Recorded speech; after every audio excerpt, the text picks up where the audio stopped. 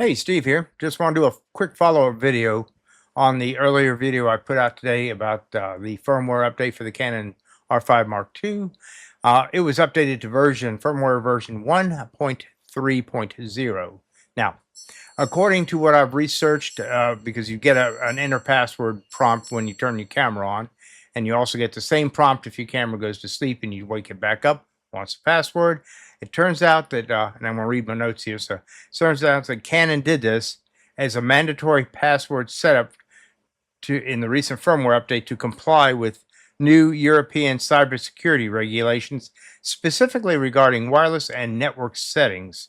Now, good thing is, even though you've got to put a password in on this new software, the firmware that is, and you've got to put it down, write it down somewhere so you don't forget it, because if you have to do a factory reset with this firmware in place, it'll require a password to get into it again. So, with that said, I've tried doing the do not ask again on this screen here on your menu screen. Clicked OK. I've done that about 3 or 4 times and it still did not catch. It still would prompt me for the password. So I found out you have to go back into the menu setting. So let's go ahead and go into the menu setting and I'll show you where you can turn this password requirement off so you won't be bothered about it again. So bear with me a second because I'm going to have to unplug the HDMI from the camera in order to see the back screen and to put in my password, and I'll be right back.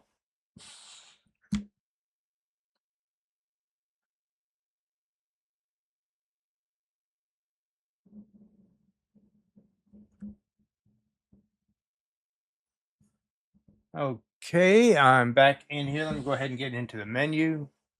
Now, I'm in the menu here. Go to the wrench icon, as you can see on the top there. The wrench icon, go to your 4th sub menu, which is going to be, at least at this firmware update, where you'll see Password Manager. Now, you can touch the screen. Again, I'm going to have to disconnect the HDMI cable from my camera in order to do this because I have no other control, no way to do it. However, there is another way I thought of. I'm going to go ahead and try hit the set button. I'll hit the set button on the back of the camera. You can go ahead and just touch where it says menu password and it'll take you to the same screen. And see, it just went to sleep again.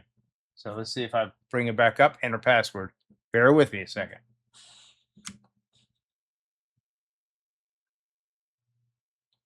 And I don't know about you all, but this is a major pain in the fanny, and I am not going to spend my time putting in passwords every few seconds or whenever the case may be. Okay, let me get back to the menu. Manage password. With that chosen, touch that, or in that case, I'll click set. Password request is on, so I'm going to hit OK to get into that. Excuse me, got to do it again. And by now you can see exactly the annoyance that this will create. It's totally bizarre. Now, I want to go ahead and use my wheel on the back of the camera to go off. I'm going to select off. Press select off again. And I'm going to go out of the menu. Well, hold on. You got to put the password in again.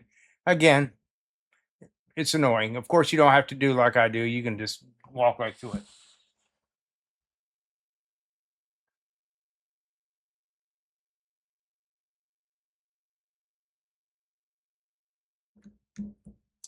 Okay, I put in the password to turn it off. Now, let's get out of the menu. I'm going to shut my camera off.